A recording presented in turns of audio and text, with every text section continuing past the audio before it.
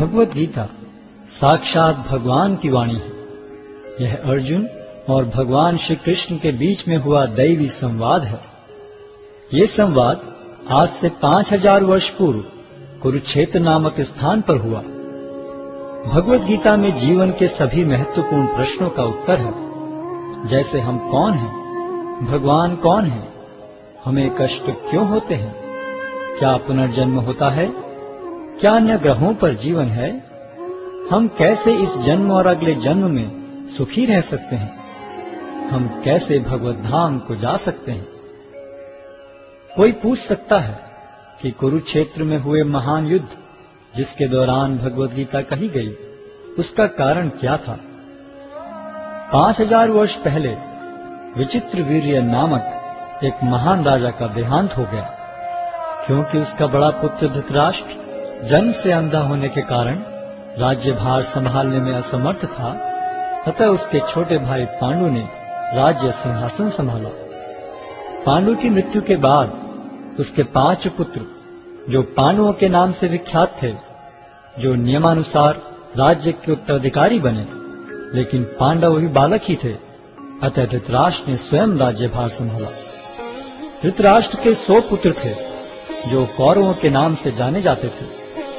जब पांडव बड़े होकर राज्य संभालने लायक हुए, तो वे संपूर्ण राज्य नहीं लेना चाहते थे, हालांकि वो उनका नियम संगत अधिकार था। वे राज्य को अपने चचेरे भाइयों के साथ बांटना चाहते थे और इस प्रकार राज्य को पांडवों और कौरवों के बीच बांट दिया गया। लेकिन कौरवों में ज्येष्ठ दुर्योधन अपने भाग से संतुष्ट न था। वो संपूर्ण राज्य को स्वयं ही भोगना चाहता था। उसने पांडवों को मारने के लिए कई षड्यंत्र रचे, लेकिन वो असफल रहा। फिर उसने नियम के विरुद्ध संपूर्ण राज्य को हड़प लिया और पांडवों को राज्य से निष्कासित कर दिया। पांडवों ने फिर 5 गांव की मांग की। दुर्योधन ने उत्तर दिया, 5 गांव तो दूर, वो सुई की नोक के बराबर भी जमीन नहीं दे सकता।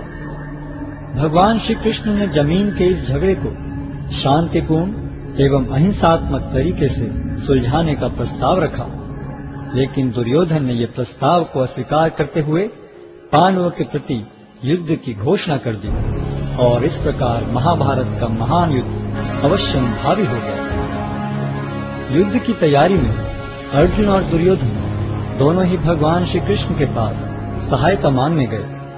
भगवान श्री कृष्ण उनकी मदद मांगने को आए किसी भी व्यक्ति को नहीं ठुकराते थे, चाहे वह सज्जन हो या दुर्जन। भगवान श्री कृष्ण ने अपनी संपूर्ण सेना को एक ओर तथा स्वयं को मार्गदर्शक के रूप में दूसरी ओर देने का प्रस्ताव रखा। दुर्योधन ने भगवान श्री कृष्ण की सेना को चुना, जबकि अर्जुन भगवान को मार्गदर्शक के रूप में प्राप्त करने को उत्सुक था। इस प्रकार भगवान श्री कृष्ण अर्जुन के मार्गदर्शक तथा सारथी बने। युद्ध स्थल में अर्जुन एक दुविधा में पड़ गया कि वह अपने अधिकारों के लिए लड़े, जिसके लिए आवश्यक था अपने ही स्वजनों का वध, या युद्ध भूमि से पलायन कर दुष्ट दुर्योधन को राज्य पर शासन करने दे। अर्जुन अपने को इस दुविधा से बाहर निकालने में असमर्थ पाकर भगवान श्री कृष्ण की शरण लेता है। शरणागत आए अपने मित्र एवं भक्त अर्जुन को भगवान श्री कृष्ण भगवत गीता के दिव्य उपदेश द्वारा इस दुविधा से उबारते हैं और श्रीमद् भगवत गीता के माध्यम से अर्जुन के ही समान अपनी शरण में आए सभी भक्तों का गीता महात्म्य के अनुसार भगवत गीता दिव्य साहित्य है, जिसको ध्यान पूर्वक पढ़ना चाहिए। गीता शास्त्रमिदं पुण्यम यह पठेत प्रयतः पुमान्। यदि कोई भगवत गीता के उपदेशों का पालन करे तो वह जीवन के दुखों तथा चिंताओं से मुक्त हो सकता है। भय शोकादि वर्जितः, वह इस जीवन में सारे भय से मुक्त हो जाएगा और उसका अगला जीवन आध्यात्मिक होगा। गीताध्ययनशीलस्य प्राणायाम परस्य च नैव सन्ति ही पापानि पूर्व जन्म कृतानि च। यदि कोई भगवत गीता को निष्ठा तथा गंभीरता के साथ पढ़ता है तो भगवान की कृपा से उसके सारे पूर्व दुष्कर्मों के फलों का उस पर कोई प्रभाव नहीं पड़ता। मलिने मोचनम पुंसाम जल स्नानम दिने दिने सकृत गीतामृत स्नानम संसारमलम नाशनम। मनुष्य जल में स्नान करके नित्य अपने को स्वच्छ कर सकता है, लेकिन यदि कोई भगवद गीता रूपी पवित्र गंगा जल में एक बार भी स्नान कर ले तो वह भव सागर की मलिनता से सदा सदा के लिए मुक्त हो जाता है। गीता सुगीता कर्तव्या किमन्यै शास्त्र विस्तरई या स्वयं पद्मनाभस्य मुख पद्मादिनिस्सता। चूंकि भगवद गीता भगवान के मुख से निकली है, अतएव किसी को अन्य वैदिक साहित्य पढ़ने की आवश्यकता नहीं रहती। उसे केवल भगवद गीता का ही ध्यान पूर्वक तथा मनोयोग से श्रवण तथा पठन करना चाहिए। वर्तमान युग में लोग सांसारिक कार्यों में इतने व्यस्त हैं कि उनके लिए समस्त वैदिक साहित्य का अध्ययन कर पाना संभव नहीं रह गया है, परंतु इसकी आवश्यकता भी नहीं है। केवल एक पुस्तक भगवद गीता ही पर्याप्त है, क्योंकि यह समस्त वैदिक ग्रंथों का सार है और इसका प्रवचन भगवान ने किया है। भारतामृत सर्वस्वम विष्णु वक्राद्विनिश्चितम गीता गंगोदकम पीत्वा पुनर्जन्म न विद्यते। जो गंगा जल पीता है उसे मुक्ति मिलती है, अतएव उसके लिए क्या कहा जाए जो भगवद गीता का अमृत पान करता हो। सर्वोपनिषदो गावो दोग्धा गोपाल नंदनः पार्थो वत्सः सुधीर भोक्ता दुग्धम गीतामृतम महत्। यह गीतोपनिषद भगवद गीता जो समस्त उपनिषदों का सार है, गाय के तुल्य है और ग्वाल बाल के रूप में विख्यात भगवान कृष्ण इस गाय को दुह रहे हैं। अर्जुन बछड़े के समान है और सारे विद्वान तथा शुद्ध भक्त भगवद गीता के अमृतमय दूध का पान करने वाले हैं। एकम शास्त्रम देवकी पुत्र गीतम एको देवो देवकी पुत्र एव एको मंत्रस्य तस्य नामानि यानि कर्माप्येकम तस्य देवस्य सेवा। आज के युग में लोग एक शास्त्र, एक ईश्वर, एक धर्म तथा एक वृत्ति के लिए अत्यंत उत्सुक हैं। अतएव एकम शास्त्रम देवकी पुत्र गीतम, केवल एक शास्त्र भगवद गीता हो जो सारे विश्व के लिए हो। एको देवो देवकी पुत्र एव, सारे विश्व के लिए एक ईश्वर हो श्री कृष्ण। एको मंत्रस्य तस्य नामानि यानि, और एक मंत्र एक प्रार्थना हो उनके नाम का कीर्तन। हरे कृष्ण कृष्ण कृष्ण हरे हरे, हरे राम राम राम हरे हरे। कर्माप्येकम तस्य देवस्य सेवा, और केवल एक ही कार्य हो, भगवान की सेवा।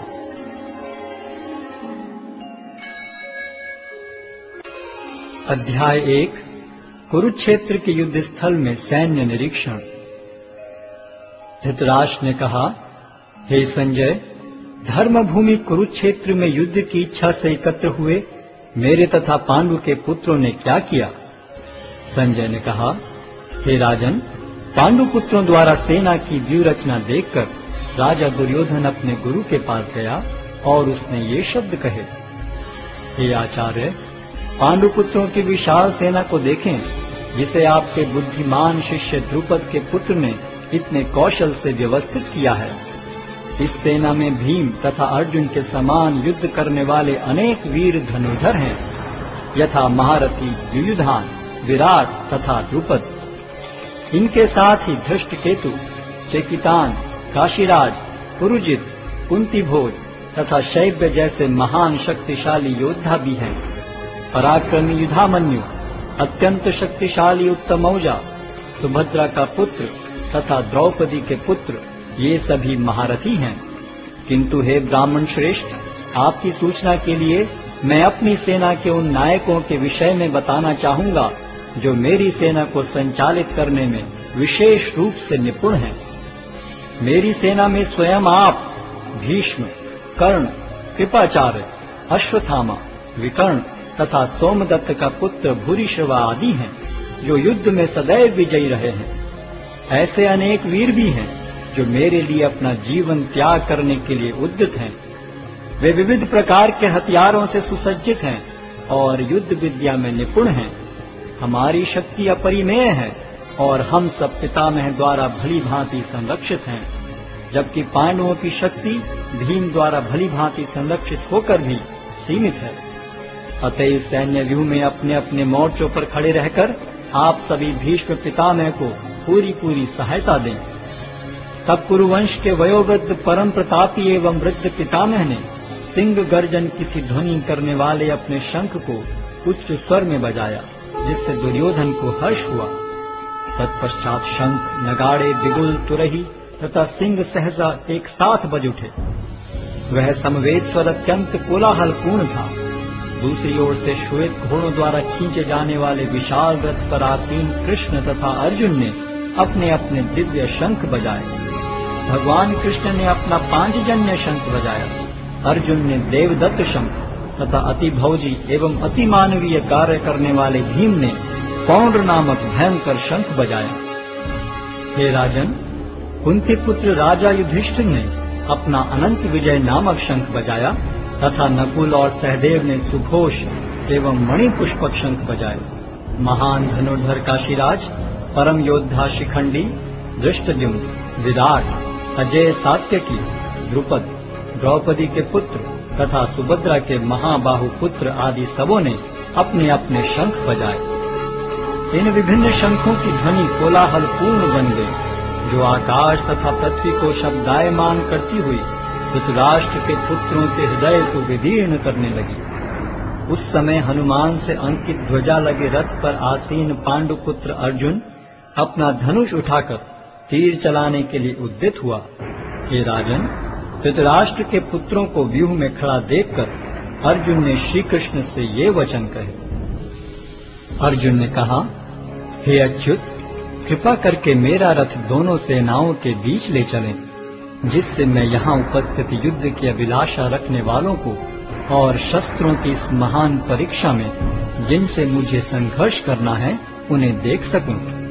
मुझे उन लोगों को देखने दीजिए जो यहाँ पर धृतराष्ट्र के दुर्बुद्धि पुत्र दुर्योधन को प्रसन्न करने की इच्छा से लड़ने के लिए आए हुए हैं।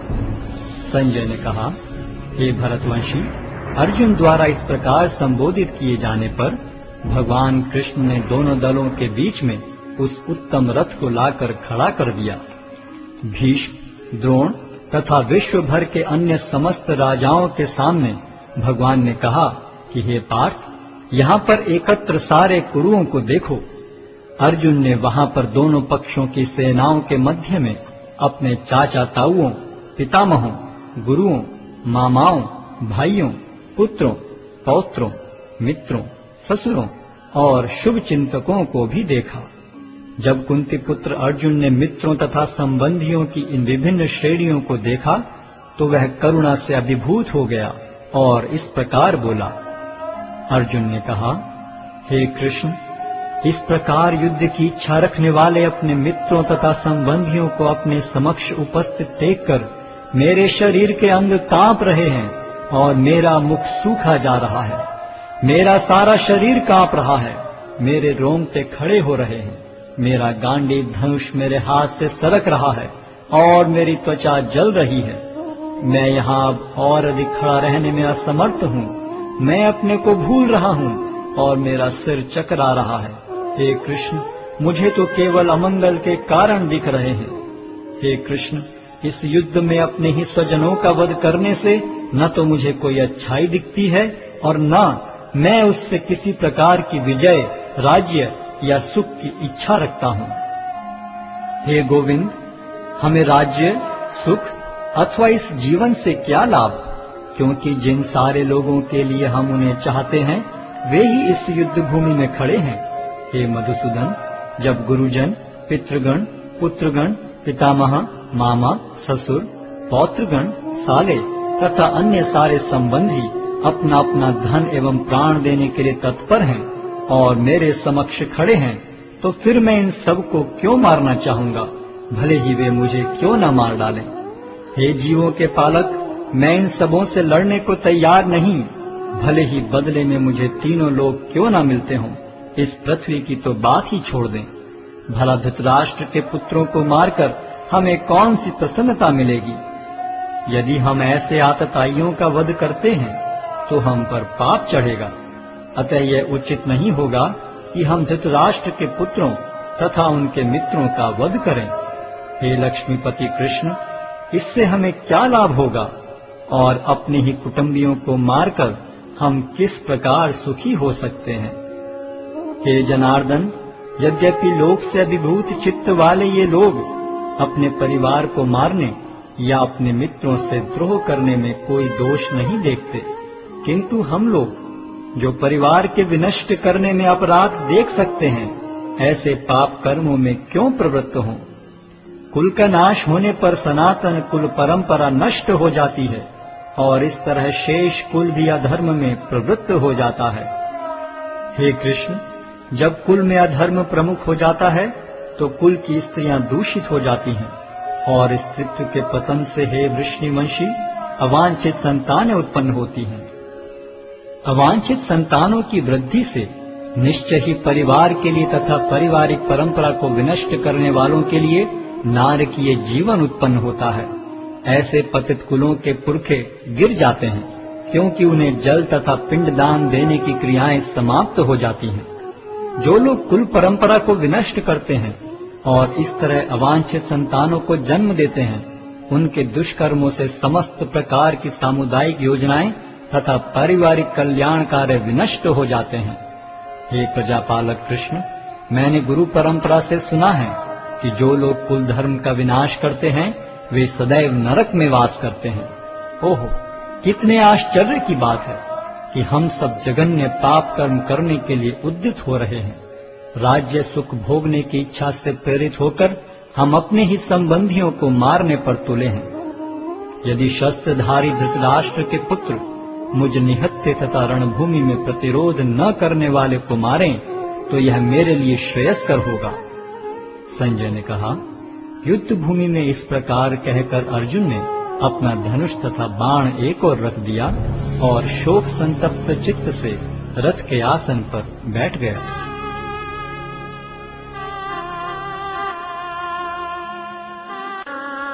अध्याय 2 गीता का सार। संजय ने कहा, करुणा से व्याप्त शोकयुक्त अश्रुपूरित नेत्रों वाले अर्जुन को देखकर मधुसूदन कृष्ण ने ये शब्द कहे। श्री भगवान ने कहा, हे अर्जुन, तुम्हारे मन में यह कलमश आया कैसे? यह उस मनुष्य के लिए तनिक भी अनुकूल नहीं है जो जीवन के मूल्य को जानता हो। इससे उच्च लोक की नहीं अपितु अपयश की प्राप्ति होती है। हे प्रतापुत्र, इस हीन नपुंसकता को प्राप्त मत हो, यह तुम्हें शोभा नहीं देती। हे शत्रुओं के दमन करता, हृदय की शुद्ध दुर्बलता को त्याग कर युद्ध के लिए खड़े हो। अर्जुन ने कहा, हे शत्रुहंता, हे मधुसूदन, मैं युद्ध भूमि में किस तरह भीष्म तथा द्रोण जैसे पूजनीय व्यक्तियों पर उलटकर बाण चलाऊंगा। ऐसे महापुरुषों को जो मेरे गुरु हैं, उन्हें मारकर जीने की अपेक्षा इस संसार में भीख मांगकर खाना अच्छा है। भले ही वे सांसारिक लाभ के इच्छुक हों, किंतु हैं तो गुरुजन ही। यदि उनका वध होता है तो हमारे द्वारा भोग्य प्रत्येक वस्तु उनके रक्त से सनी होगी। हम यह भी नहीं जानते कि हमारे लिए क्या श्रेष्ठ है, उनको जीतना या उनके द्वारा जीते जाना। यदि हम धृतराष्ट्र के पुत्रों का वध कर देते हैं तो हमें जीवित रहने की आवश्यकता नहीं है, फिर भी वे युद्ध भूमि में हमारे समक्ष खड़े हैं। अब मैं अपनी कृपण दुर्बलता के कारण अपना कर्तव्य भूल गया हूँ और सारा धैर्य खो चुका हूँ। ऐसी अवस्था में मैं आपसे पूछ रहा हूँ कि जो मेरे लिए श्रेयस्कर हो उससे निश्चित रूप से बताएं। अब मैं आपका शिष्य हूँ और आपका शरणागत हूँ, कृपया मुझे उपदेश दें। मुझे ऐसा कोई साधन नहीं दिखता जो मेरी इंद्रियों को सुखाने वाले इस शोक को दूर कर सके। स्वर्ग पर देवताओं के अधिपत्य की तरह इस धन धान्य संपन्न सारी पृथ्वी पर निष्कंटक राज्य प्राप्त करके भी मैं इस शोक को दूर नहीं कर सकूंगा। संजय ने कहा, इस प्रकार कहने के बाद शत्रुओं का दमन करने वाला अर्जुन कृष्ण से बोला, हे गोविंद, मैं युद्ध नहीं करूंगा, और चुप हो गया। हे भरतवंशी धृतराष्ट्र, उस समय दोनों सेनाओं के मध्य शोकमग्न अर्जुन से कृष्ण ने मानो हंसते हुए ये शब्द कहे। श्री भगवान ने कहा, तुम पांडित्यपूर्ण वचन करते हुए उनके लिए शोक कर रहे हो जो शोक करने योग्य नहीं हैं। जो विद्वान होते हैं वे न तो जीवित के लिए न ही मृत के लिए शोक करते हैं। ऐसा कभी नहीं हुआ कि मैं न रहा हूं या तुम न रहे हो, अथवा ये समस्त राजा न रहे हों, और न ऐसा है कि भविष्य में हम लोग नहीं रहेंगे। जिस प्रकार शरीरधारी आत्मा इस शरीर में बाल्यावस्था से तरुणावस्था में और फिर वृद्धावस्था में निरंतर अग्रसर होता रहता है, उसी प्रकार मृत्यु होने पर आत्मा दूसरे शरीर में चला जाता है। धीर व्यक्ति ऐसे परिवर्तन से मोह को प्राप्त नहीं होता। हे कुंती पुत्र, सुख तथा दुख का क्षणिक उदय तथा कालक्रम में उनका अंतर्धान होना सर्दी तथा गर्मी की ऋतुओं के आने जाने के समान है। हे भरतवंशी, वे इंद्रिय बोध से उत्पन्न होते हैं और मनुष्य को चाहिए कि अविचल भाव से उनको सहन करना सीखे। हे पुरुष श्रेष्ठ अर्जुन, जो पुरुष सुख तथा दुख में विचलित नहीं होता और इन दोनों में संभाव रखता है, वह निश्चित रूप से मुक्ति के योग्य है। तत्वदर्शियों ने यह निष्कर्ष निकाला है कि असत का तो कोई चिरस्थायित्व नहीं है, किंतु सत अपरिवर्तनीय रहता है। उन्होंने इन दोनों की प्रकृति के अध्ययन द्वारा यह निष्कर्ष निकाला है। जो सारे शरीर में व्याप्त है उसे ही तुम अविनाशी समझो। उस अव्यय आत्मा को नष्ट करने में कोई भी समर्थ नहीं है। अविनाशी, अप्रमेय तथा शाश्वत जीव के भौतिक शरीर का अंत अवश्यम भावी है। अतः हे भरतवंशी, युद्ध करो। जो इस जीवात्मा को मारने वाला समझता है तथा जो इसे मरा हुआ समझता है, वे दोनों ही अज्ञानी हैं, क्योंकि आत्मा न तो मरता है और न मारा जाता है। आत्मा के लिए किसी भी काल में न तो जन्म है न मृत्यु। वह न तो कभी जन्मा है, न जन्म लेता है और न जन्म लेगा। वह अजन्मा, नित्य, शाश्वत तथा पुरातन है। शरीर के मारे जाने पर वह मारा नहीं जाता। हे पार्थ, जो व्यक्ति यह जानता है कि आत्मा अविनाशी, अजन्मा, शाश्वत तथा अव्यय है, वह भला किसी को कैसे मार सकता है या मरवा सकता है। जिस प्रकार मनुष्य पुराने वस्त्रों का त्याग कर नए वस्त्र धारण करता है, उसी प्रकार आत्मा पुराने तथा व्यर्थ के शरीरों को त्याग कर नवीन भौतिक शरीर धारण करता है। यह आत्मा न तो कभी किसी शस्त्र द्वारा खंड खंड किया जा सकता है, न अग्नि द्वारा जलाया जा सकता है, न जल द्वारा भिगोया या वायु द्वारा सुखाया जा सकता है। यह आत्मा अखंडित तथा अघुलनशील है। इसे न तो जलाया जा सकता है, न ही सुखाया जा सकता है। यह शाश्वत, सर्वव्यापी, अविकारी, स्थिर तथा सदैव एक सा रहने वाला है। यह आत्मा अव्यक्त, अकल्पनीय तथा अपरिवर्तनीय कहा जाता है। यह जानकर तुम्हें शरीर के लिए शोक नहीं करना चाहिए। किंतु यदि तुम यह सोचते हो कि आत्मा अथवा जीवन का लक्षण सदा जन्म लेता है तथा सदा मरता है, तो भी हे महाबाहु, तुम्हारे शोक करने का कोई कारण नहीं है। जिसने जन्म लिया है उसकी मृत्यु निश्चित है और मृत्यु के पश्चात पुनर्जन्म भी निश्चित है। अतः अपने अपरिहार्य कर्तव्य पालन में तुम्हें शोक नहीं करना चाहिए। सारे जीव प्रारंभ में अव्यक्त रहते हैं, मध्य अवस्था में व्यक्त होते हैं और विनष्ट होने पर पुनः अव्यक्त हो जाते हैं। अतः शोक करने की क्या आवश्यकता है। कोई आत्मा को आश्चर्य से देखता है, कोई इसे आश्चर्य की तरह बताता है तथा कोई इसे आश्चर्य की तरह सुनता है, किंतु कोई कोई इसके विषय में सुनकर भी कुछ नहीं समझ पाते। हे भरतवंशी, शरीर में रहने वाले का कभी भी वध नहीं किया जा सकता। अतः तुम्हें किसी भी जीव के लिए शोक करने की आवश्यकता नहीं है। क्षत्रिय होने के नाते अपने विशिष्ट धर्म का विचार करते हुए तुम्हें जानना चाहिए कि धर्म के लिए युद्ध करने से बढ़कर तुम्हारे लिए अन्य कोई कार्य नहीं है। अतः तुम्हें संकोच करने की कोई आवश्यकता नहीं है। हे पार्थ, वे क्षत्रिय सुखी हैं जिन्हें ऐसे युद्ध के अवसर अपने आप प्राप्त होते हैं। जिससे उनके लिए स्वर्ग लोक के द्वार खुल जाते हैं। किंतु यदि तुम युद्ध करने के स्वधर्म को संपन्न नहीं करते तो तुम्हें निश्चित रूप से अपने कर्तव्य की उपेक्षा करने का पाप लगेगा और तुम योद्धा के रूप में भी अपना यश खो दोगे। लोग सदैव तुम्हारे अपयश का वर्णन करेंगे और सम्मानित व्यक्ति के लिए अपयश तो मृत्यु से भी बढ़कर है।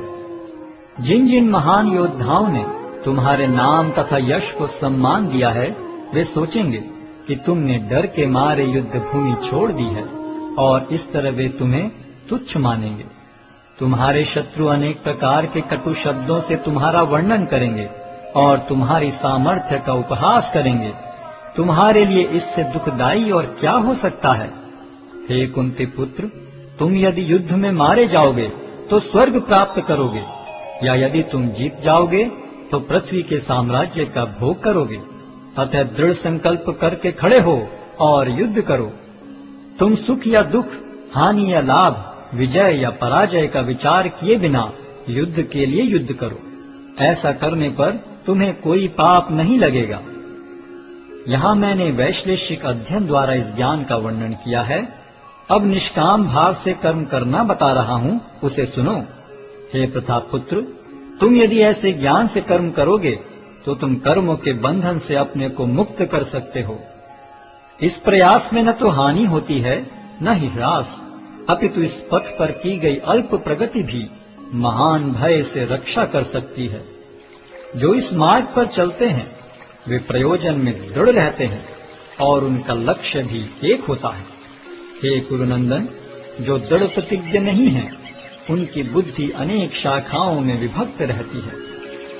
अल्पज्ञानी मनुष्य वेदों के उन अलंकारिक शब्दों के प्रति अत्यधिक आसक्त रहते हैं जो स्वर्ग की प्राप्ति, अच्छे जन्म, शक्ति इत्यादि के लिए विविध सकाम कर्म करने की संस्तुति करते हैं। इंद्रिय तृप्ति तथा ऐश्वर्य में जीवन की अभिलाषा के कारण वे कहते हैं कि इससे बढ़कर और कुछ नहीं है। जो लोग इंद्रिय भोग तथा भौतिक ऐश्वर्य के प्रति अत्यधिक आसक्त होने से ऐसी वस्तुओं से मोहग्रस्त हो जाते हैं, उनके मनों में भगवान के प्रति भक्ति का दृढ़ निश्चय नहीं होता। वेदों में मुख्यतः प्रकृति के तीनों गुणों का वर्णन हुआ है। हे अर्जुन, इन तीनों गुणों से ऊपर उठो, समस्त द्वैतों और लाभ तथा सुरक्षा की सारी चिंताओं से मुक्त होकर आत्मपरायण बनो। एक छोटे से कूप का सारा कार्य एक विशाल जलाशय से तुरंत पूरा हो जाता है।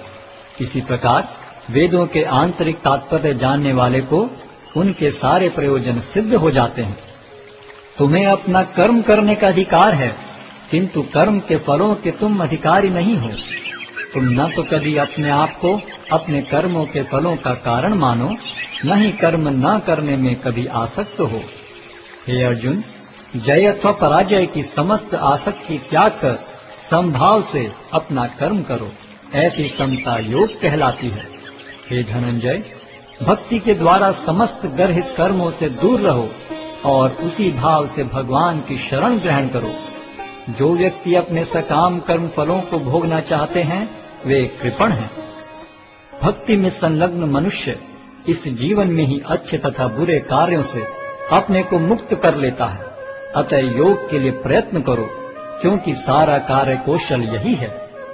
इस तरह भगवत भक्ति में लगे रहकर बड़े बड़े ऋषि, मुनि अथवा भक्तगण अपने आप को इस भौतिक संसार में कर्म के फलों से मुक्त कर लेते हैं।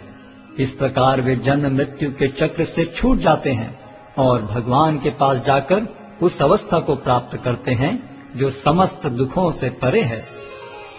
जब तुम्हारी बुद्धि मोह रूपी सघन वन को पार कर जाएगी तो तुम सुने हुए तथा सुनने योग्य सब के प्रति अन्य मनस्क हो जाओगे। जब तुम्हारा मन वेदों की अलंकारमयी भाषा से विचलित न हो और वह आत्म साक्षात्कार की समाधि में स्थिर हो जाए, तब तुम्हें दिव्य चेतना प्राप्त हो जाएगी। अर्जुन ने कहा, हे कृष्ण, अध्यात्म में लीन चेतना वाले व्यक्ति के क्या लक्षण हैं? वह कैसे बोलता है तथा उसकी भाषा क्या है? वह किस तरह बैठता और चलता है? श्री भगवान ने कहा, हे पार्थ, जब मनुष्य मनोधर्म से उत्पन्न होने वाली इंद्रिय तृप्ति की समस्त कामनाओं का परित्याग कर देता है, और जब इस तरह से विशुद्ध हुआ उसका मन आत्मा में संतोष प्राप्त करता है, तो वह विशुद्ध दिव्य चेतना को प्राप्त स्थित प्रज्ञ कहा जाता है, जो त्रय तापों के होने पर भी मन में विचलित नहीं होता अथवा सुख में प्रसन्न नहीं होता, और जो आसक्ति, भय तथा क्रोध से मुक्त है, वह स्थिर मन वाला मुनि कहलाता है। इस भौतिक जगत में जो व्यक्ति न तो शुभ की प्राप्ति से हर्षित होता है और न अशुभ के प्राप्त होने पर उससे घृणा करता है, वह पूर्ण ज्ञान में स्थिर होता है। जिस प्रकार कछुआ अपने अंगों को संकुचित करके खोल के भीतर कर लेता है, उसी तरह जो मनुष्य अपनी इंद्रियों को इंद्रिय विषयों से खींच लेता है, वह पूर्ण चेतना में दृढ़ता पूर्वक स्थिर होता है। देहधारी जीव इंद्रिय भोग से भले ही निवृत्त हो जाए, पर उसमें इंद्रिय भोगों की इच्छा बनी रहती है, लेकिन उत्तम रस के अनुभव होने से ऐसे कार्यों को बंद करने पर वह भक्ति में स्थिर हो जाता है।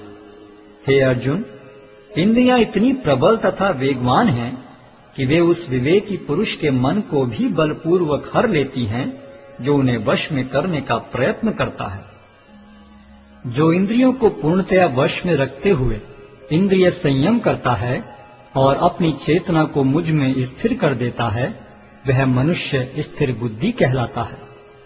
इंद्रिय विषयों का चिंतन करते हुए मनुष्य की उनमें आसक्ति उत्पन्न हो जाती है, और ऐसी आसक्ति से काम उत्पन्न होता है, और फिर काम से क्रोध प्रकट होता है। क्रोध से पूर्ण मोह उत्पन्न होता है, और मोह से स्मरण शक्ति का विभ्रम हो जाता है। जब स्मरण शक्ति भ्रमित हो जाती है, तो बुद्धि नष्ट हो जाती है, और बुद्धि नष्ट होने पर मनुष्य भवकूप में पुनः गिर जाता है। किंतु समस्त राग तथा द्वेष से मुक्त एवं अपनी इंद्रियों को संयम द्वारा वश में करने में समर्थ व्यक्ति भगवान की पूर्ण कृपा प्राप्त कर सकता है। इस प्रकार से कृष्ण भावनामृत में तुष्ट व्यक्ति के लिए संसार के तीनों ताप नष्ट हो जाते हैं, और ऐसी तुष्ट चेतना होने पर उसकी बुद्धि शीघ्र ही स्थिर हो जाती है। जो कृष्ण भावनामृत में परमेश्वर से संबंधित नहीं है, उनकी न तो बुद्धि दिव्य होती है और न ही मन स्थिर होता है, जिसके बिना शांति की कोई संभावना नहीं है। शांति के बिना सुख हो भी कैसे सकता है।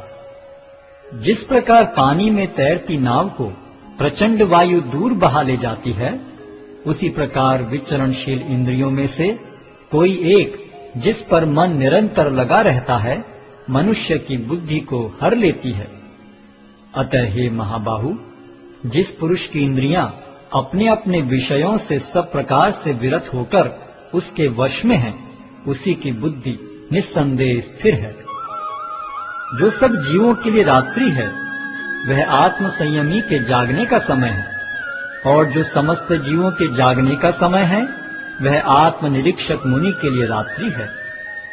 जो पुरुष समुद्र में निरंतर प्रवेश करती रहने वाली नदियों के समान इच्छाओं के निरंतर प्रवाह से विचलित नहीं होता और जो सदैव स्थिर रहता है, वही शांति प्राप्त कर सकता है, वह नहीं जो ऐसी इच्छाओं को तुष्ट करने की चेष्टा करता हो। जिस व्यक्ति ने इंद्रिय तृप्ति की समस्त इच्छाओं का परित्याग कर दिया है, जो इच्छाओं से रहित रहता है, और जिसने सारी ममता त्याग दी है तथा अहंकार से रहित है, वही वास्तविक शांति को प्राप्त कर सकता है। यह आध्यात्मिक तथा ईश्वरीय जीवन का पथ है, जिसे प्राप्त करके मनुष्य मोहित नहीं होता। यदि कोई जीवन के अंतिम समय में भी इस तरह स्थित हो, तो वह भगवत धाम में प्रवेश कर सकता है। अध्याय 3 कर्मयोग। अर्जुन ने कहा, हे जनार्दन, हे केशव, यदि आप बुद्धि को सकाम कर्म से श्रेष्ठ समझते हैं, तो फिर आप मुझे इस घोर युद्ध में क्यों लगाना चाहते हैं? आपके व्यामिश्रित उपदेशों से मेरी बुद्धि मोहित हो रही है। अतः कृपा करके निश्चय पूर्वक मुझे बताएं कि इनमें से मेरे लिए सर्वाधिक श्रेयस्कर क्या होगा। श्री भगवान ने कहा, हे निष्पाप अर्जुन, मैं पहले ही बता चुका हूं कि आत्म साक्षात्कार का प्रयत्न करने वाले दो प्रकार के पुरुष होते हैं। कुछ इसे ज्ञान योग द्वारा समझने का प्रयत्न करते हैं, तो कुछ भक्तिमय सेवा के द्वारा। न तो कर्म से विमुख होकर कोई कर्मफल से छुटकारा पा सकता है, और न केवल संन्यास से सिद्धि प्राप्त की जा सकती है। प्रत्येक व्यक्ति को प्रकृति से अर्जित गुणों के अनुसार विवश होकर कर्म करना पड़ता है। अतः कोई भी एक क्षण भर के लिए भी बिना कर्म किए नहीं रह सकता। जो कर्म इंद्रियों को वश में तो करता है, किंतु जिसका मन इंद्रिय विषयों का चिंतन करता रहता है, वह निश्चित रूप से स्वयं को धोखा देता है और मिथ्याचारी कहलाता है। दूसरी ओर यदि कोई निष्ठावान व्यक्ति अपने मन के द्वारा कर्मेंद्रियों को वश में करने का प्रयत्न करता है और बिना किसी आसक्ति के कर्मयोग प्रारंभ करता है, तो वह अति उत्कृष्ट है। अपना नियत कर्म करो, क्योंकि कर्म न करने की अपेक्षा कर्म करना श्रेष्ठ है। कर्म के बिना तो शरीर निर्वाह भी नहीं हो सकता। श्री विष्णु के लिए यज्ञ रूप में कर्म करना चाहिए, अन्यथा कर्म के द्वारा इस भौतिक जगत में बंधन उत्पन्न होता है। अतः हे कुंती पुत्र, उनकी प्रसन्नता के लिए अपने नियत कर्म करो। इस तरह तुम बंधन से सदा मुक्त रहोगे। सृष्टि के प्रारंभ में समस्त प्राणियों के स्वामी ने विष्णु के लिए यज्ञ सहित मनुष्यों तथा देवताओं की संततियों को रचा और उनसे कहा, तुम इस यज्ञ से सुखी रहो, क्योंकि इसके करने से तुम्हें सुखपूर्वक रहने तथा मुक्ति प्राप्त करने के लिए समस्त वांछित वस्तुएं प्राप्त हो सकेंगी। यज्ञों के द्वारा प्रसन्न होकर देवता तुम्हें भी प्रसन्न करेंगे और इस तरह मनुष्यों तथा देवताओं के मध्य सहयोग से सबों को संपन्नता प्राप्त होगी। जीवन की विभिन्न आवश्यकताओं की पूर्ति करने वाले विभिन्न देवता यज्ञ संपन्न होने पर प्रसन्न होकर तुम्हारी सारी आवश्यकताओं की पूर्ति करेंगे, किंतु जो इन उपहारों को देवताओं को अर्पित किए बिना भोगता है, वह निश्चित रूप से चोर है। भगवान के भक्त सभी प्रकार के पापों से मुक्त हो जाते हैं, क्योंकि वे यज्ञ में अर्पित किए भोजन प्रसाद को ही खाते हैं।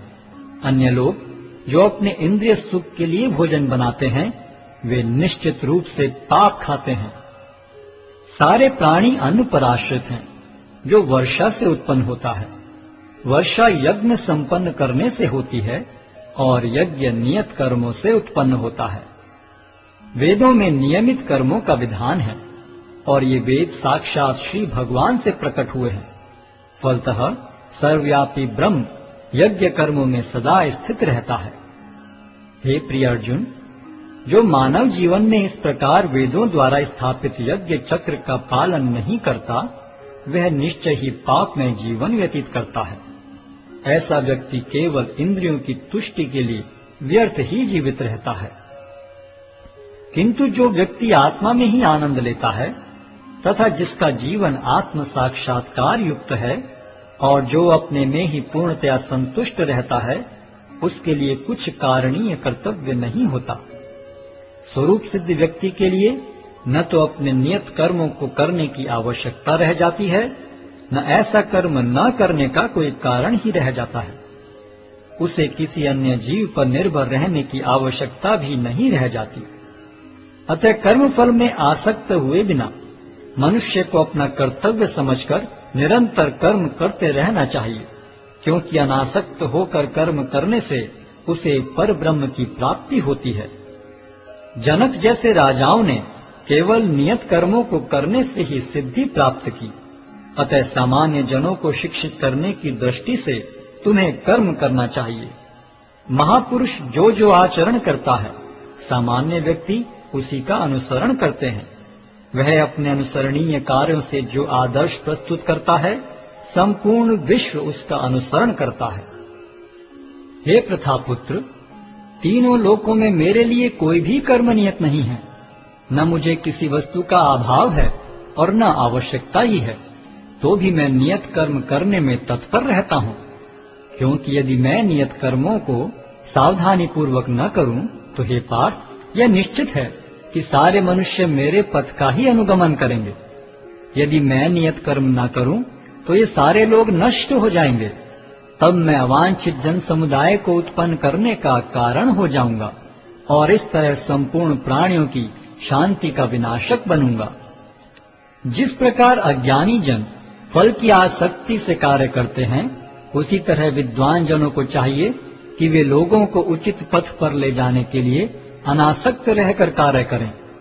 विद्वान व्यक्ति को चाहिए कि वह सकाम कर्मों में आसक्त अज्ञानी पुरुषों को कर्म करने से रोके नहीं, ताकि उनके मन विचलित न हो, अपितु भक्ति भाव से कर्म करते हुए वह उन्हें सभी प्रकार के कार्यों में लगाएं, जिससे कृष्ण भावनामृत का क्रमिक विकास हो।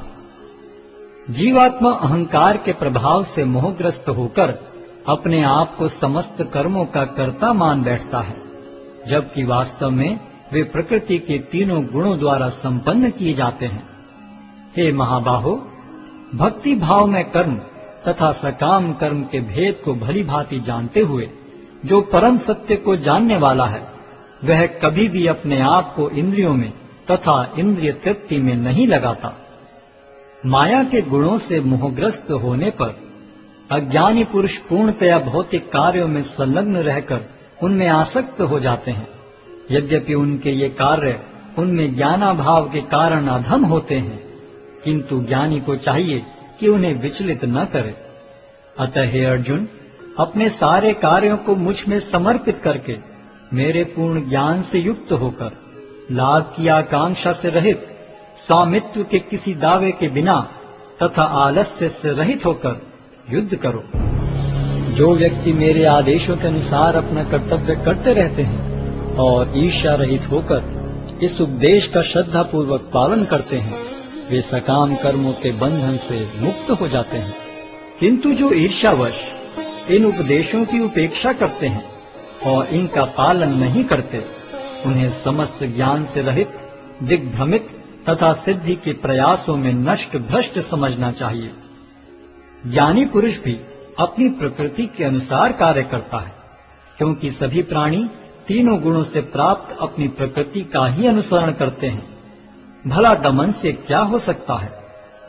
प्रत्येक इंद्रिय तथा उसके विषय से संबंधित राग द्वेष को व्यवस्थित करने के नियम होते हैं। मनुष्य को ऐसे राग तथा द्वेष के वशीभूत नहीं होना चाहिए, क्योंकि ये आत्म साक्षात्कार के मार्ग में अवरोधक हैं। अपने नियत कर्मों को दोषपूर्ण ढंग से संपन्न करना भी अन्य के कर्मों को भली भांति करने से श्रेयस्कर है।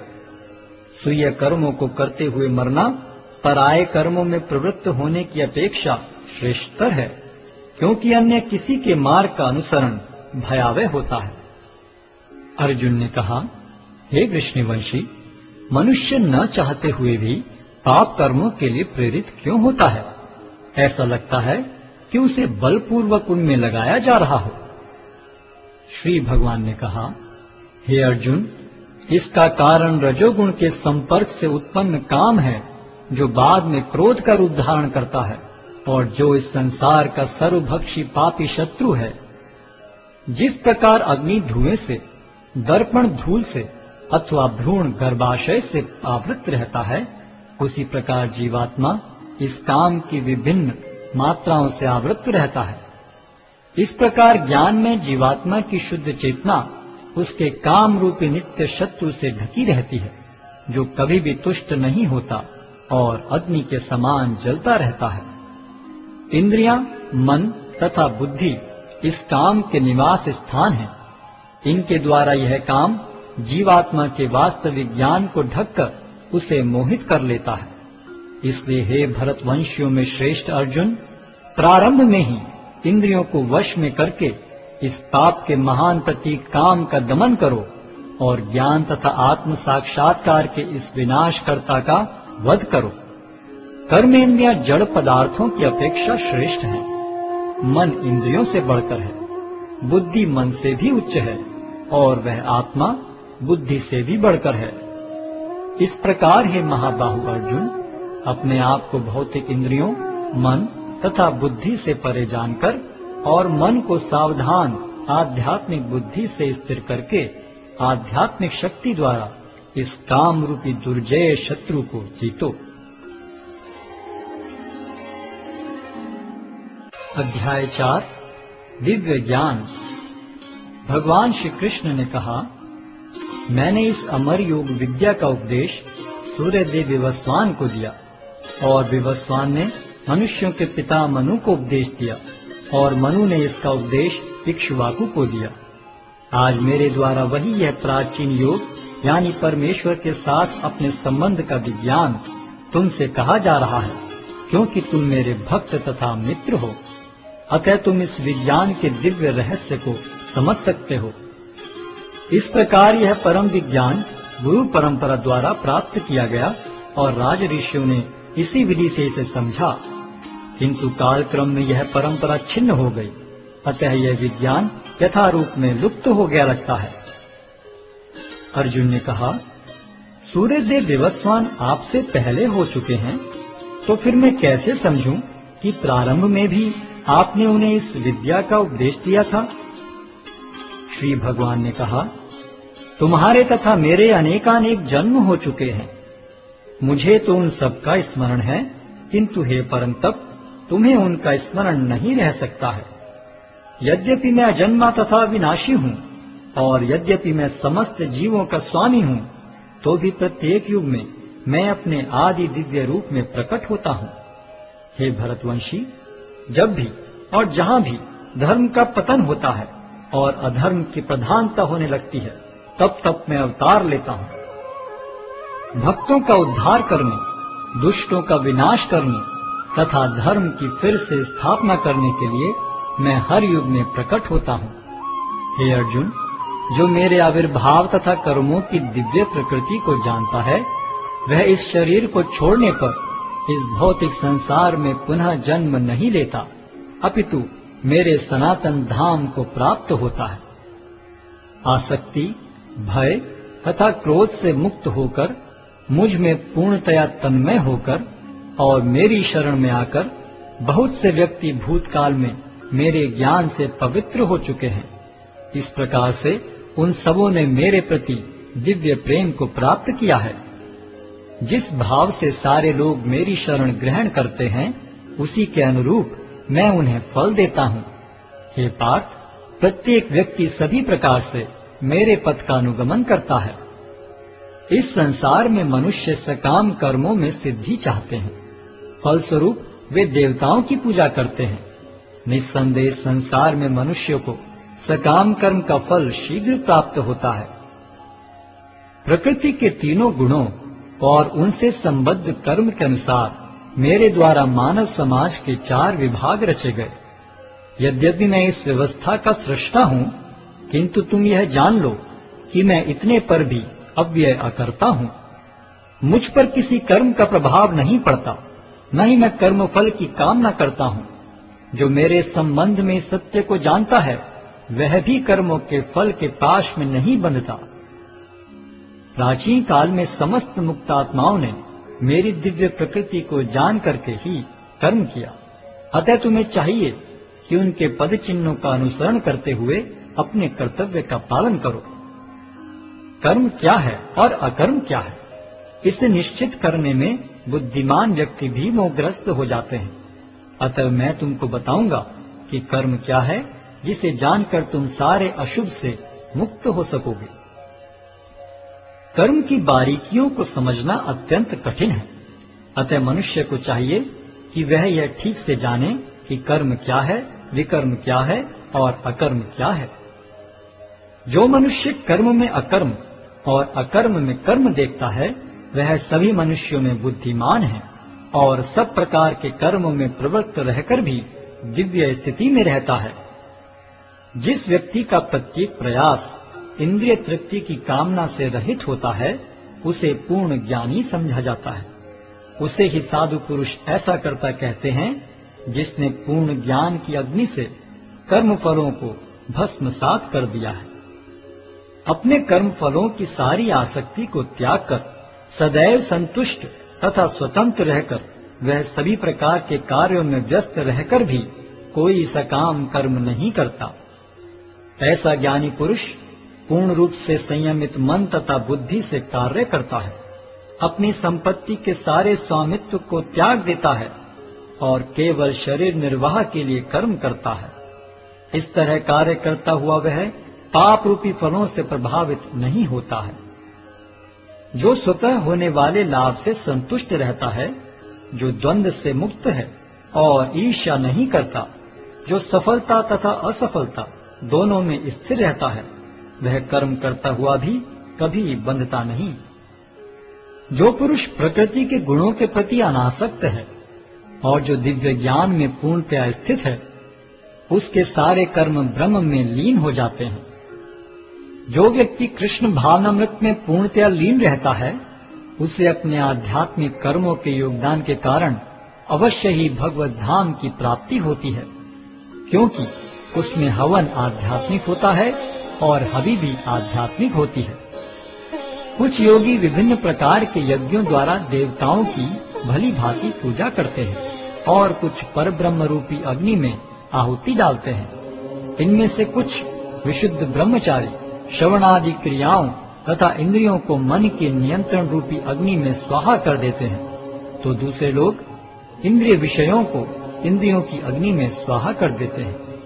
दूसरे जो मन तथा इंद्रियों को वश में करके आत्म साक्षात्कार करना चाहते हैं, संपूर्ण इंद्रियों तथा प्राणवायु के कार्यों को संयमित मन रूपी अग्नि में आहुति कर देते हैं। कठोर व्रत अंगीकार करके कुछ लोग अपनी संपत्ति का त्याग करके कुछ कठिन तपस्या द्वारा, कुछ अष्टांग योग पद्धति के अभ्यास द्वारा अथवा दिव्य ज्ञान में उन्नति करने के लिए वेदों के अध्ययन द्वारा प्रबुद्ध बनते हैं। अन्य लोग भी हैं जो समाधि में रहने के लिए श्वास को रोके रहते हैं। वे अपान में प्राण को और प्राण में अपान को रोकने का अभ्यास करते हैं और अंत में प्राण अपान को रोककर समाधि में रहते हैं। अन्य योगी कम भोजन करके प्राण की प्राण में ही आहुति देते हैं। ये सभी यज्ञ करने वाले यज्ञों का अर्थ जानने के कारण पाप कर्मों से मुक्त हो जाते हैं और यज्ञों के फल रूपी अमृत को चखकर परम दिव्य आकाश की ओर बढ़ते जाते हैं।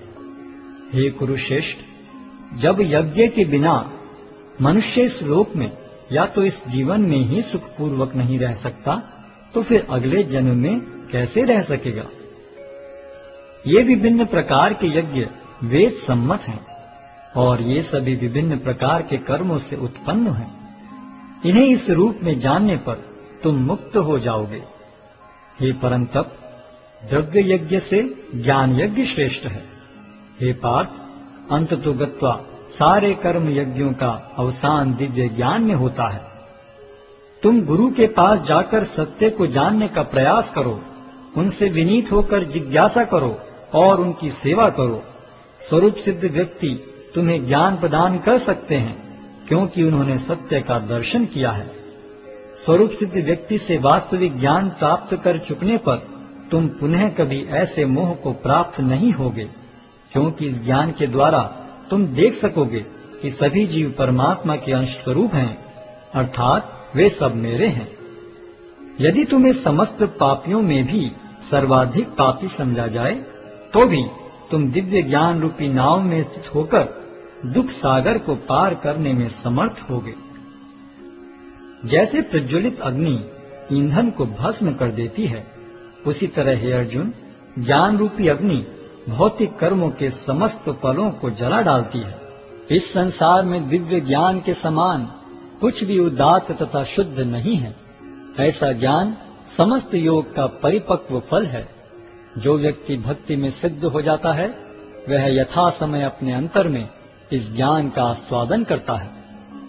जो श्रद्धालु दिव्य ज्ञान में समर्पित हैं और जिसने इंद्रियों को वश में कर लिया है, वह इस ज्ञान को प्राप्त करने का अधिकारी है और इसे प्राप्त करते ही वह तुरंत आध्यात्मिक शांति को प्राप्त होता है। किंतु जो अज्ञानी तथा श्रद्धा विहीन व्यक्ति शास्त्रों में संदेह करते हैं, वे भगवत भावनामृत नहीं प्राप्त करते, अपितु नीचे गिर जाते हैं। संशयात्मा के लिए न तो इस लोक में न ही परलोक में कोई सुख है। जो व्यक्ति अपने कर्म फलों का परित्याग करते हुए भक्ति करता है और जिसके संशय दिव्य ज्ञान द्वारा विनष्ट हो चुके हैं, वही वास्तव में आत्मपरायण है। हे धनंजय, वह कर्मों के बंधन से नहीं बंधता। अतएव तुम्हारे हृदय में अज्ञान के कारण जो संशय उठे हैं, उन्हें ज्ञान रूपी शस्त्र से काट डालो। हे भारत, तुम योग से समन्वित होकर खड़े हो और युद्ध करो।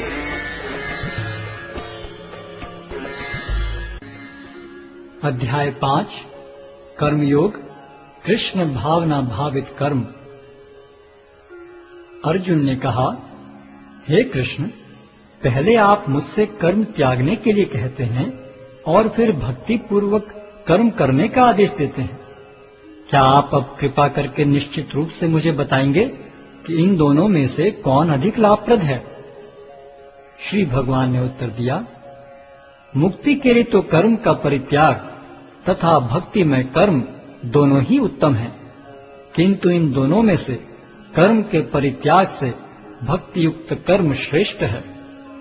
जो पुरुष न तो कर्म फलों से घृणा करता है और न कर्म फल की इच्छा करता है, वह नित्य सन्यासी जाना जाता है। हे महाबाहु अर्जुन, ऐसा मनुष्य समस्त द्वंद्वों से रहित होकर बहुबंधन को पार कर पूर्णतया मुक्त हो जाता है। अज्ञानी ही भक्ति को भौतिक जगत के विश्लेषणात्मक अध्ययन से भिन्न कहते हैं। जो वस्तुतः ज्ञानी हैं, वे कहते हैं कि जो इनमें से किसी एक मार्ग का भली भांति अनुसरण करता है, वह दोनों के फल प्राप्त कर लेता है। जो यह जानता है कि विश्लेषणात्मक अध्ययन द्वारा प्राप्त स्थान भक्ति द्वारा भी प्राप्त किया जा सकता है, और इस तरह जो सांख्य योग तथा भक्ति योग को एक समान देखता है, वही वस्तुओं को यथारूप में देखता है। भक्ति में लगे बिना केवल समस्त कर्मों का परित्याग करने से कोई सुखी नहीं बन सकता, परंतु भक्ति में लगा हुआ विचारवान व्यक्ति शीघ्र ही परमेश्वर को प्राप्त कर लेता है। जो भक्ति भाव से कर्म करता है, जो विशुद्ध आत्मा है और अपने मन तथा इंद्रियों को वश में रखता है, वह सबों को प्रिय होता है और सभी लोग उसे प्रिय होते हैं।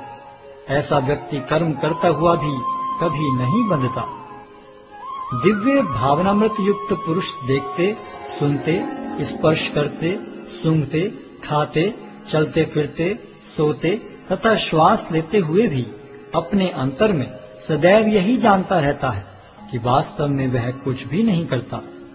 बोलते, त्यागते, ग्रहण करते या आंखें खोलते बंद करते हुए भी वह यह जानता रहता है कि भौतिक इंद्रियां अपने अपने विषयों में प्रवृत्त हैं और वह इन सब से पृथक है। जो व्यक्ति कर्म फलों को परमेश्वर को समर्पित करके आसक्ति रहित होकर अपना कर्म करता है, वह पाप कर्मों से उसी प्रकार अप्रभावित रहता है जिस प्रकार कमल पत्र जल से अस्पृश रहता है। योगी जन आसक्ति रहित होकर शरीर, मन, बुद्धि तथा इंद्रियों के द्वारा भी केवल शुद्धि के लिए कर्म करते हैं। निश्चल भक्त शुद्ध शांति प्राप्त करता है, क्योंकि वह समस्त कर्मफल मुझे अर्पित कर देता है। किंतु जो व्यक्ति भगवान से युक्त नहीं है और जो अपने श्रम का फल कामी है, वह बंध जाता है। जब देहधारी जीवात्मा अपनी प्रकृति को वश में कर लेता है और मन से समस्त कर्मों का परित्याग कर देता है, तब वह 9 द्वारों वाले नगर में बिना कुछ किए कराए सुखपूर्वक रहता है। शरीर रूपी नगर का स्वामी देहधारी जीवात्मा न तो कर्म का सृजन करता है, न लोगों को कर्म करने के लिए प्रेरित करता है, न ही कर्म फल की रचना करता है। यह सब तो प्रकृति के गुणों द्वारा ही किया जाता है। परमेश्वर न तो किसी के पापों को ग्रहण करता है, न पुण्यों को, किंतु सारे देहधारी जीव उस अज्ञान के कारण मोहग्रस्त रहते हैं जो उनके वास्तविक ज्ञान को आच्छादित किए रहता है।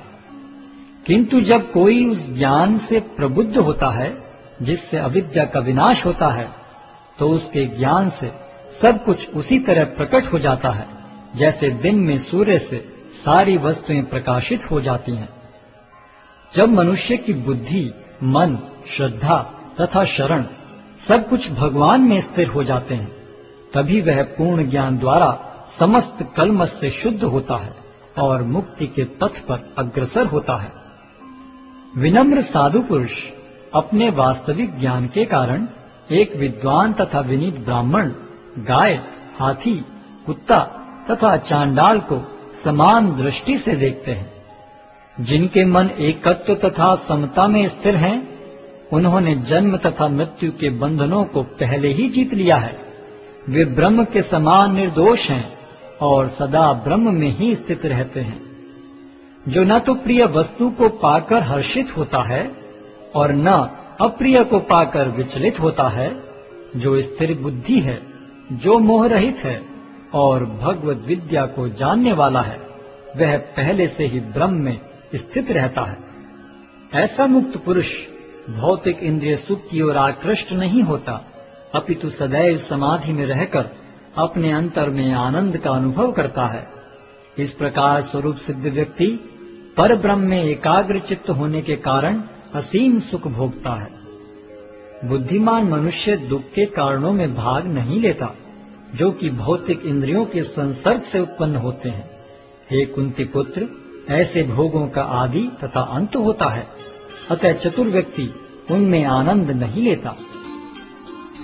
यदि इस शरीर को त्यागने के पूर्व कोई मनुष्य इंद्रियों के वेगों को सहन करने तथा इच्छा एवं क्रोध के वेग को रोकने में समर्थ होता है, तो वह इस संसार में सुखी रह सकता है। जो अंतःकरण में सुख का अनुभव करता है, जो कर्मठ है और अंतःकरण में ही रमण करता है तथा जिसका लक्ष्य अंतर्मुखी होता है, वह सचमुच पूर्ण योगी है। वह पर ब्रह्म में मुक्ति पाता है और अंततो गत्वा ब्रह्म को प्राप्त होता है। जो लोग संशय से उत्पन्न होने वाले द्वैत से परे हैं, जिनके मन आत्म साक्षात्कार में रत हैं, जो समस्त जीवों के कल्याण कार्य करने में सदैव व्यस्त रहते हैं और जो समस्त पापों से रहित हैं, वे ब्रह्म निर्वाण को प्राप्त होते हैं। जो क्रोध तथा समस्त भौतिक इच्छाओं से रहित हैं, जो स्वरूप सिद्ध आत्म संयमी हैं और संसिद्धि के लिए निरंतर प्रयास करते हैं, उनकी मुक्ति निकट भविष्य में सुनिश्चित है। समस्त इंद्रिय विषयों को बाहर करके, दृष्टि को बाहों के मध्य में केंद्रित करके, प्राण तथा पान वायु को नथुनों के भीतर रोककर और इस तरह मन, इंद्रियों तथा बुद्धि को वश में करके जो मोक्ष को लक्ष्य बनाता है, वह योगी इच्छा, भय तथा क्रोध से रहित हो जाता है। जो निरंतर इस अवस्था में रहता है, वह अवश्य ही मुक्त है। मुझे समस्त यज्ञों तथा तपस्याओं का परम भोक्ता, समस्त लोकों तथा देवताओं का परमेश्वर एवं समस्त जीवों का उपकारी एवं हितैषी जानकर मेरे भावनामृत से पूर्ण पुरुष भौतिक दुखों से शांति लाभ करता है।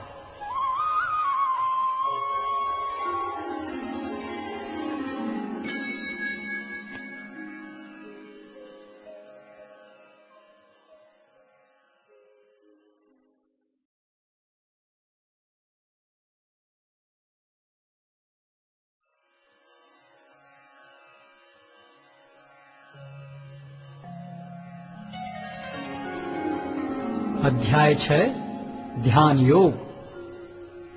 श्री भगवान ने कहा, जो पुरुष अपने कर्म फल के प्रति अनासक्त है और जो अपने कर्तव्य का पालन करता है, वही सन्यासी और असली योगी है। वह नहीं जो न तो अग्नि जलाता है और न कर्म करता है। हे पांडुपुत्र, जिसे सन्यास कहते हैं, उसे ही तुम योग अर्थात पर ब्रह्म से युक्त होना जानो, क्योंकि इंद्रिय तृप्ति के लिए इच्छा को त्यागे बिना कोई कभी योगी नहीं हो सकता। अष्टांग योग के नवसाधक के लिए कर्म साधन कहलाता है और योग सिद्ध पुरुष के लिए समस्त भौतिक कार्यकलापों का परित्याग ही साधन कहा जाता है। जब कोई पुरुष समस्त भौतिक इच्छाओं का त्याग करके न तो इंद्रिय तृप्ति के लिए कार्य करता है और न सकाम कर्मों में प्रवृत्त होता है, तो वह योगारूढ़ कहलाता है। मनुष्य को चाहिए कि अपने मन की सहायता से अपना उद्धार करे और अपने को नीचे न गिरने दे। यह मनबद्ध जीव का मित्र भी है और शत्रु भी।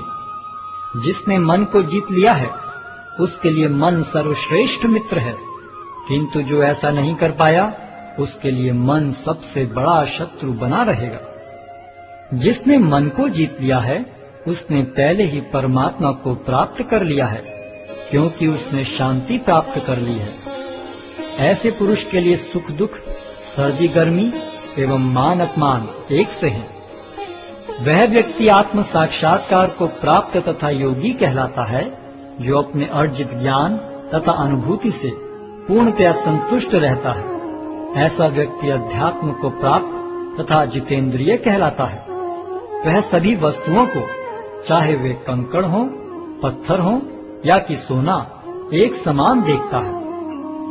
जब मनुष्य निष्कपट हितैषियों, प्रिय मित्रों, तटस्थों, मध्यस्थों, ईर्ष्यालुओं, शत्रुओं तथा मित्रों, पुण्यात्माओं एवं पापियों को समान भाव से देखता है, तो वह और भी उन्नत माना जाता है। योगी को चाहिए कि वह सदैव अपने शरीर, मन तथा आत्मा को परमेश्वर में लगाए, एकांत स्थान में रहे और बड़ी सावधानी के साथ अपने मन को वश में करे। उसे समस्त आकांक्षाओं तथा संग्रह भाव की इच्छाओं से मुक्त होना चाहिए। योगाभ्यास के लिए योगी एकांत स्थान में जाकर भूमि पर कुशा बिछा दे और फिर उसे मृगछाला से ढके तथा ऊपर से मुलायम वस्त्र बिछा दे। आसन न तो बहुत ऊंचा हो न बहुत नीचा, यह पवित्र स्थान में स्थित हो। योगी को चाहिए कि इस पर दृढ़ता पूर्वक बैठ जाए और मन, इंद्रियों तथा कर्मों को वश में करते हुए तथा मन को एक बिंदु पर स्थित करके हृदय को शुद्ध करने के लिए योगाभ्यास करे। योगाभ्यास करने वाले को चाहिए कि वह अपने शरीर, गर्दन तथा सिर को सीधा रखे और नाक के अगले सिरे पर दृष्टि लगाए। इस प्रकार वह अविचलित तथा दमित मन से, भय रहित, विषयी जीवन से पूर्णतया मुक्त होकर अपने हृदय में मेरा चिंतन करे और मुझे ही अपना चरम लक्ष्य बनाए। इस प्रकार शरीर, मन तथा कर्म में निरंतर संयम का अभ्यास करते हुए संयमित मन वाले योगी को इस भौतिक अस्तित्व की समाप्ति पर भगवत धाम की प्राप्ति होती है।